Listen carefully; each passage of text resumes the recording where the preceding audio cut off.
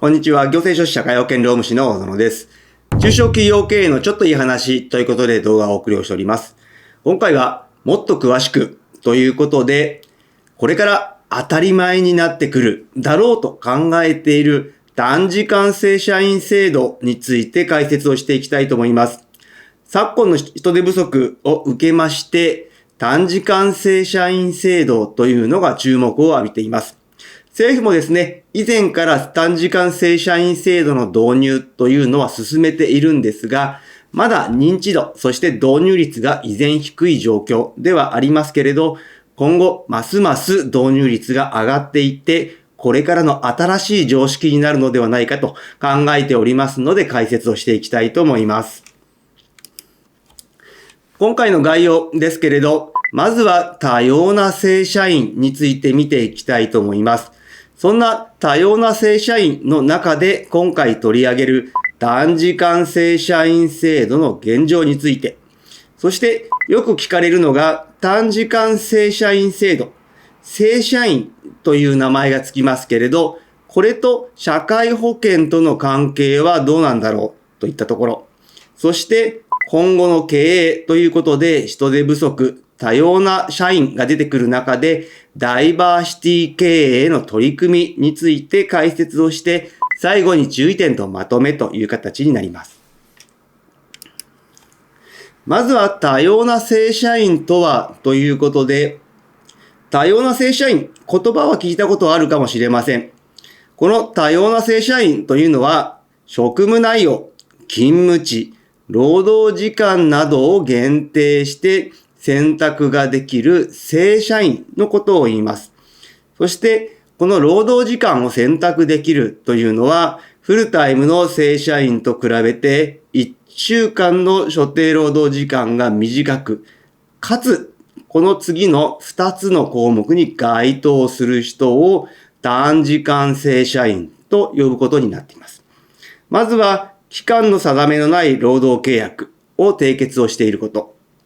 そして、時間あたりの基本給及び賞与退職金等の算定方法が同種のフルタイムの正社員と同じであることという。したがって、労働時間が短くなりますので、給与の額自体がフルタイムの正社員と同じではないので、時間あたりの基本給等の算定方法が同等という形になります。この短時間正社員、多様な正社員、メリットについてはですね、正社員と同じ待遇で働けるというメリット。そして何かしら限定されているので、プライベートとの両立がしやすい。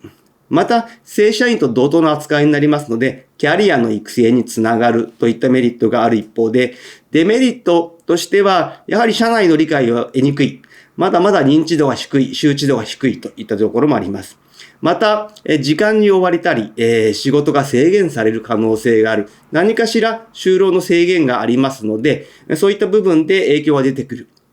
また、給与が下がってしまうという可能性ですね。こちらはどうしても職務が限定されていたり、時間が限定されていますので、フルタイムの正社員と比べて給与が減額される可能性がある。そういったデメリットがあるといった中で、この中での短時間正社員ですね。現状はどのようになっているのかというと、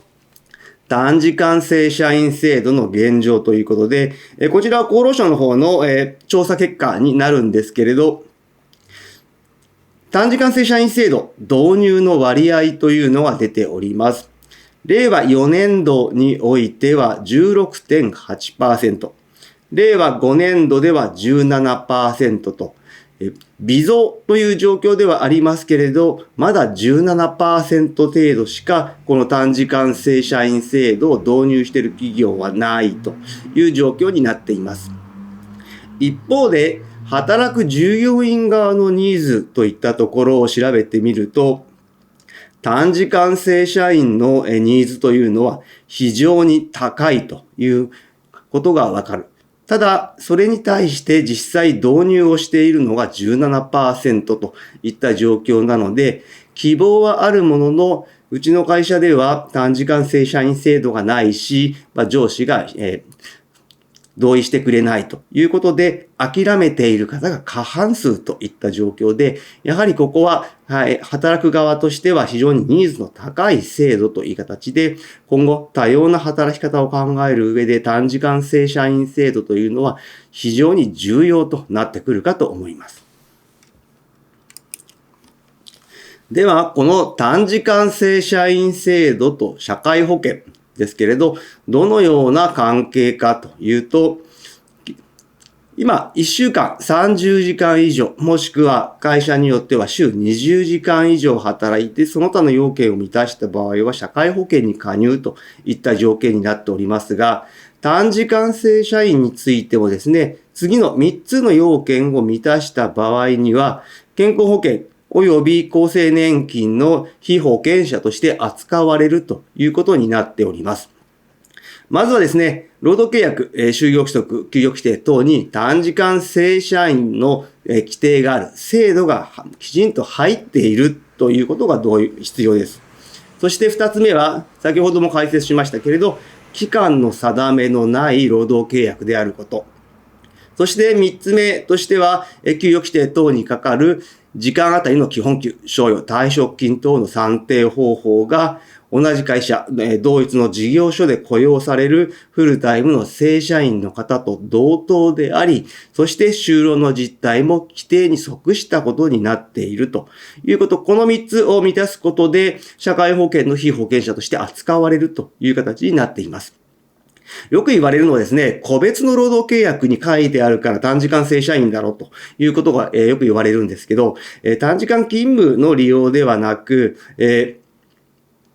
個別の労働契約の運用、もしくは労働条件の変更等によって短時間での勤務の正社員といった場合は要件を満たさないというふうになっておりますので注意が必要です。ただしですね、この短時間正社員制度、導入している有無にかかわらず、今進んでおりますけれど、社会保険の適用拡大、こちらを受けている会社につきましては、要件を満たした段階で社会保険加入となりますので、その点は注意をしてください。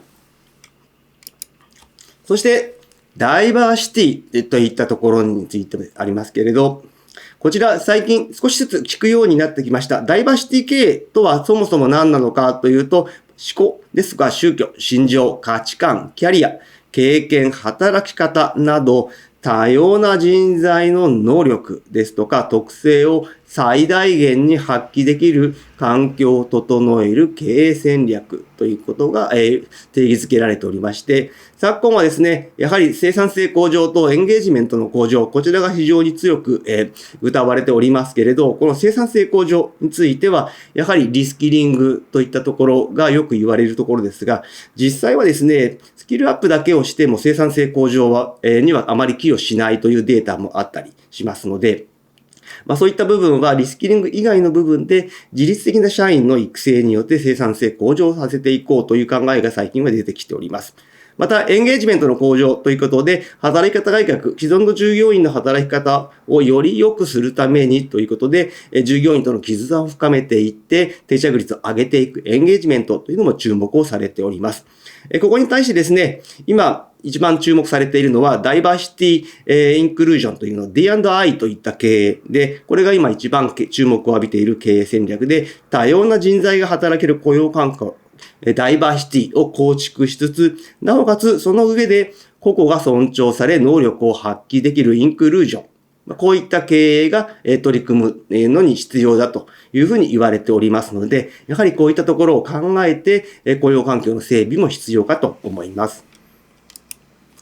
そして最後に注意点とまとめになりますけれど、この短時間正社員制度を導入するにあたっては、やはりですね、公正な評価制度の構築というのが不可欠と考えます。既存の正社員ですね、フルタイムの正社員との圧力を生まないような注意が必要と。また、労務管理の見直しということで、短時間正社員というのが増えてくると、勤務時間や労働内容の管理が複雑になりますので、そのあたりの対応も必要という形ですね。そして、この短時間正社員制度、まだまだ法整備が不十分な分野であるというふうに感じております。ここに関しましては、昨今、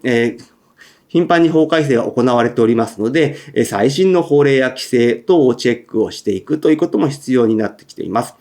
今議論されておりますけれど、社会保険の適用拡大ですね、広がっていく中、今後ですね、ますます短時間正社員制度のニーズというのを増してくると考えておりますので、今から整備を進めていってほしいと思います。今日の内容が明日からの経営にちょっとだけ役に立つことを願っております。ご視聴ありがとうございました。それではまた次回。